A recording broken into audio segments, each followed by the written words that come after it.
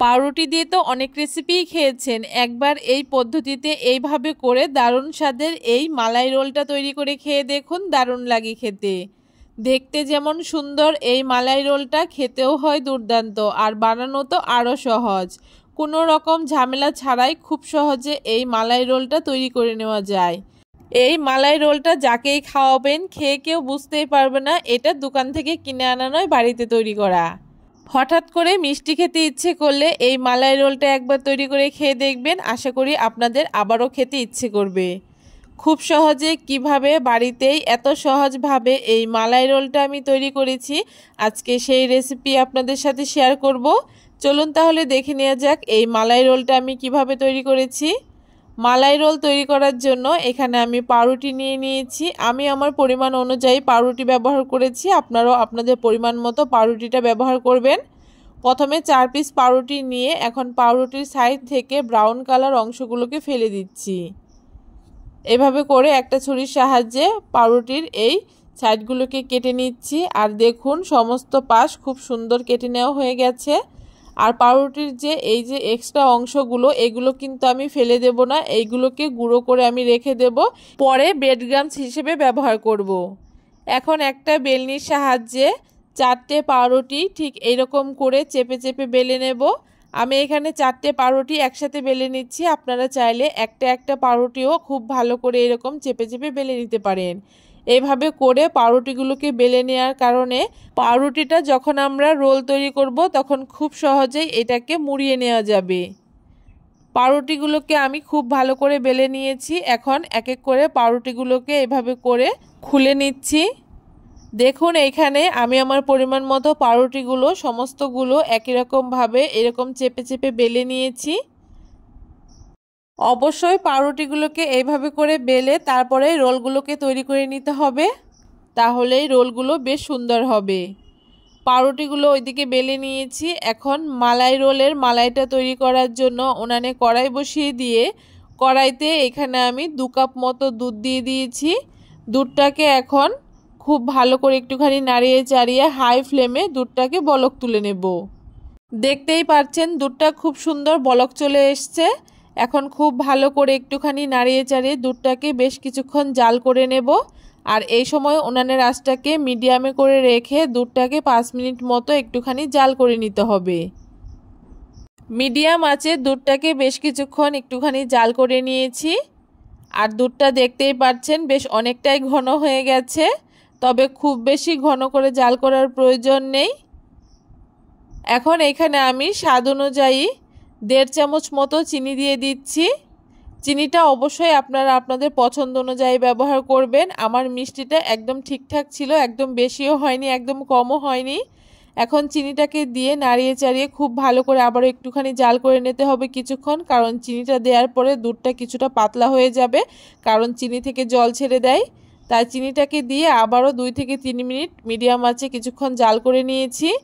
এখন একটা বাটির মধ্যে 1 হাতা দুধ তুলে নিয়েছি, আর ওই দুধের মধ্যে 1 চামচ কাস্টার্ড পাউডার দিয়ে দিয়েছি। এখানে কাস্টার্ড পাউডারটা খুব বেশি ব্যবহার করার প্রয়োজন নেই, কারণ এই দুধটা খুব বেশি ঘন হবে না, একটুখানি ঘন হবে, আর কালারটাও খুব সুন্দর হবে।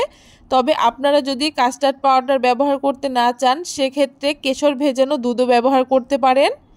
দেখতেই পাচ্ছেন কাস্টার্ড পাউডারটাকে দেওয়ার পরে খুব ভালো করে উনানের আঁচটাকে লোতে রেখে একটুখানি মিশিয়ে নিতে হবে। খুব ভালো করে দুধের সাথে কাস্টার্ড পাউডারটাকে মিশিয়ে নিয়েছি। আর দুধের ঘনত্বটা আপনারা দেখে বুঝতেই পারছেন, এর থেকে বেশি ঘন করতে যাবেন না। দুধের মালাইটা আমার রেডি হয়ে গেছে, এখন ওইটাকে নামিয়ে একটুখানি ঠান্ডা করে নেব। আর এইদিকে আমি পাউরুটির রোল তৈরি করার জন্য ভেতরের পুরটাকে রেডি করে নেব। তার জন্য একটা বাটির মধ্যে 2 প্যাকেট গুঁড়ো দুধ নিয়ে নিয়েছি।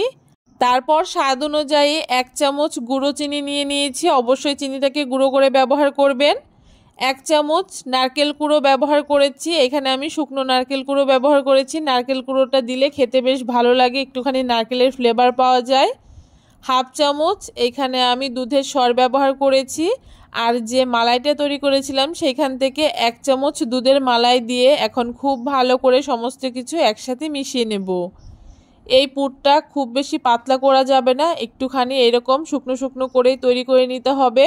দেখতেই পাচ্ছেন রোলের পুরটা আমার একদম রেডি হয়ে গেছে। এইভাবে করে আপনারা খুব সহজে গুঁড়ো দুধ দিয়ে এই মালাই রোলের পুরটাকে তৈরি করে নিতে পারেন। এখন রোলগুলোকে আমি তৈরি করে নেব। তার জন্য বেলে রাখা একটা পাউরুটি নিয়ে নিয়েছি, আর তার মাঝখানে গুঁড়ো দুধের যে পুরটাকে তৈরি করেছিলাম সেইটাকে ঠিক এরকম করে আমি এই পাউরুটির মধ্যে লাগিয়ে নিচ্ছি। তবে আপনারা চাইলে আরেকটু শুকনো করেও এই পুরটাকে তৈরি করে নিতে পারেন। এখন এইভাবে করে পাউরুটিটাকে মুড়িয়ে ভাঁজ করে নেব।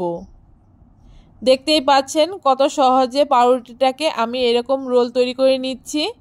একটা রোল এখানে আমার তৈরি করে নেওয়া হয়ে গেছে। একই রকমভাবে আমি সবগুলো পাউরুটির রোল এখানে তৈরি করে নেব। দেখুন সবগুলো পাউরুটির রোলগুলো আমি তৈরি করে নিয়েছি, আর দেখতে কতটা সুন্দর লাগছে। এখন উপর থেকে কিছুটা ড্রাই ফ্রুটস ছড়িয়ে দিচ্ছি। আমি আমার পছন্দ মতো ড্রাই ফ্রুটস ব্যবহার করেছি, আপনারাও আপনাদের পছন্দ মতো এখানে ড্রাই ফ্রুটসটা ব্যবহার করে নেবেন। ড্রাই ফ্রুটসগুলো দিয়ে দেওয়ার পরে এখন আগে থেকে যে মালাইটা তৈরি করে রেখেছিলাম সেই মালাইটাকে হাতা দিয়ে এইভাবে করে পাউরুটির উপরে দিয়ে দিচ্ছি। আর মালাইটা অবশ্যই একটুখানি ঠান্ডা করে তারপরে পাউরুটির উপরে এইভাবে করে দিতে হবে।